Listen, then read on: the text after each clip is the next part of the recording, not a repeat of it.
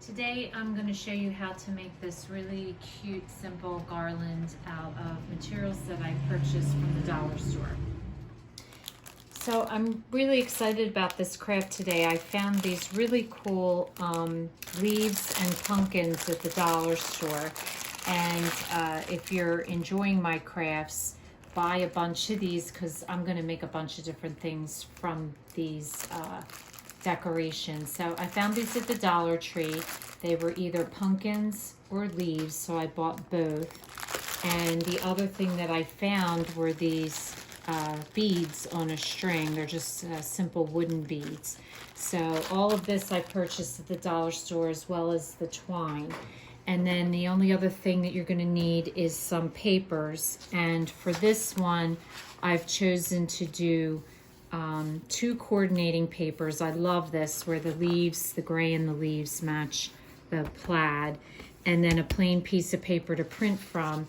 And I did pick a third color to go with it, and in a craft in the future I will be using that. But for today we're just going to use these two patterns of paper. And then what I did was I went online and I just found a really cute saying that I liked and printed it on a piece of cardstock paper, and I made it, enlarged it to the size that I needed to fit on to my pumpkin.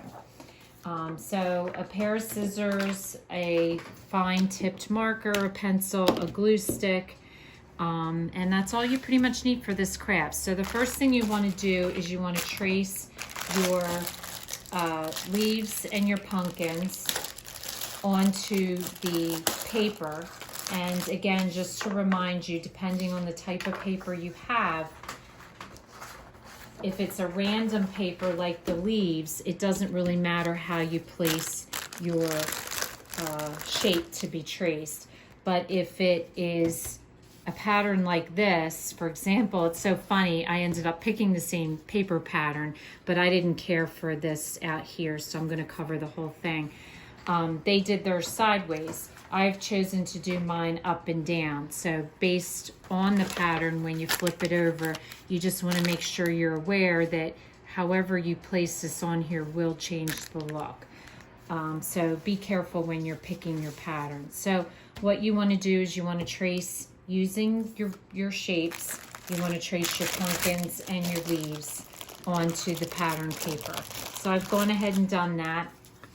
And so I have my leaves for my leaf pattern, and then my plaid for my pumpkins. And then the only other thing you need to do is trace out your printed copy that you printed off of the printer. And for this, all I do is just hold it up to the light and position it where you like it, flip it over, and then trace your pumpkin on there, and that's a perfect way to position it. So the next thing that I did was take my fine tip marker, and you'll see on here I traced the leaf and the pumpkin, giving it some dimension. So you just want to trace the outside of each on whichever pattern you have.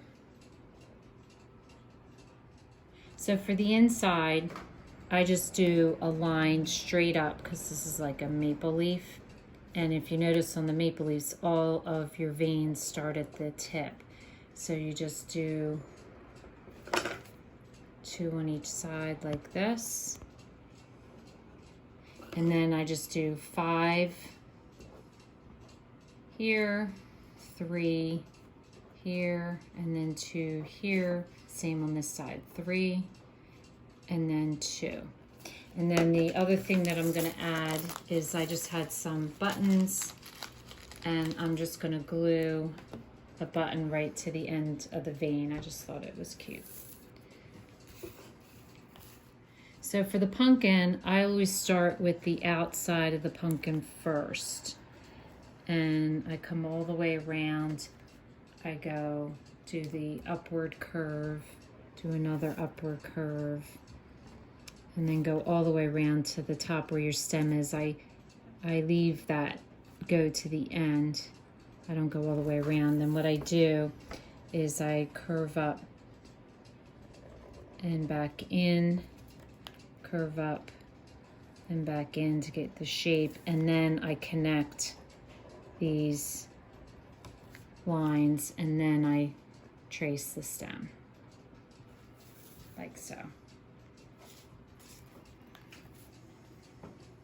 So after you've traced all your pumpkins and leaves, and I just wanted to point out, this is how I chose to trace. I traced the outside and then I just started the lines. I didn't go all the way through for the printout. So once you've done that, take a glue stick and glue your paper to the wooden figure.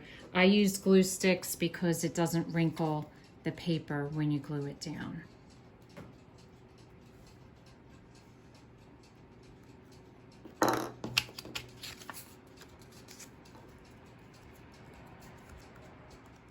So now I've picked out 2 buttons. I'm going to use orange for these, and I've made 2 bows with some of my string, and those bows are going to get glued onto the 2 pumpkins when we get ready to glue. So the next thing you want to do is measure out your string, and for where you want to put it. I put mine at the mantel, and then the beads, you're just going to want to untie the strand or cut it off. You could use this. This happened to not be long enough for me for what I wanted, but if you want a shorter strand, you can just use the same string. But since I'm not, I'm just going to cut it off and not use it. So I'm going to pull all the beads off. Even if you're using the string that it comes with, you want to remove all the beads. I'm all tangled up here. Get this put aside. Okay, so you want to remove all the beads. And you could count them all out and then divide. I'll show you how I do it. I just do a simple way that doesn't require any math. But I figured out, I spaced out my my pumpkins and leaves, and I have 6. 1, 2, 3, 4, 5, 6. I have 6 spots that I need beads. So basically, I'm going to divide the beads by 6 into 6 groups. So basically all I do is I create 6 groups, and since I roughly see how many I have here, I'm just going to put 10 into each one. 6, 8, 10, 3, 6, 9, 10. Oh my gosh, why do I keep dropping them? 4, 6, 8, 10. So just count out however many you think you could safely put into 6 groups, and then whatever you have left, you'll just divide out again into the 6 groups, and just do it that way real quick. Okay, so now that you have 6 evenly divided beads, the first thing I'm going to do is take my center pumpkin, and I'm going to find the center of my string, and I'm going to hot glue the string across the back of my first pumpkin. So I'll be right back. I'm going to go do that. So now you're going to feed your beads through each end of the string. So what I do to prevent fraying and to make it easier to do that is I just take a piece of tape and I tape the ends of both of my strings so they don't fray, and it's a little bit sturdier so it feeds through the beads easier. So just take a moment and do that first before you get started.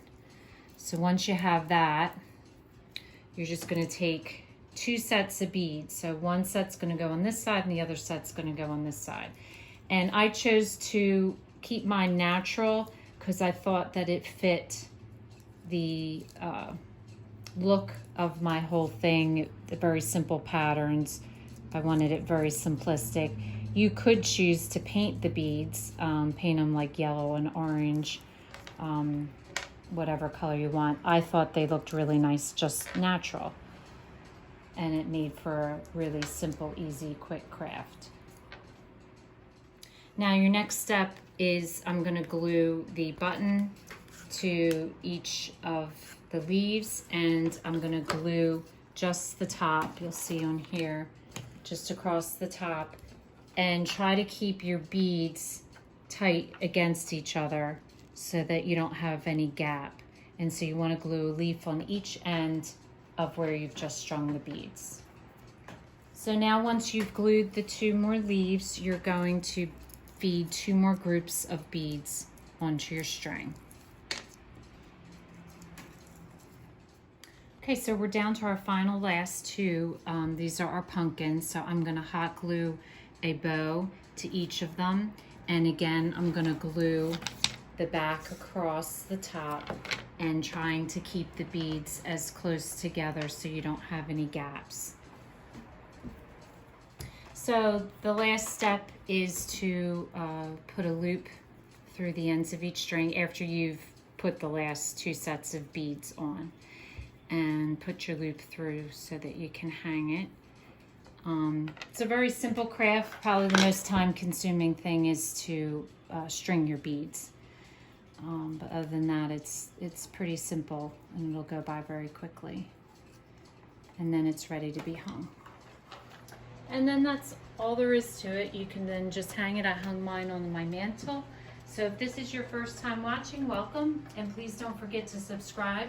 If you want to receive future notification of posts, hit the bell. And if you like this video, please give us a thumbs up. Thanks for watching, and we'll see you again soon.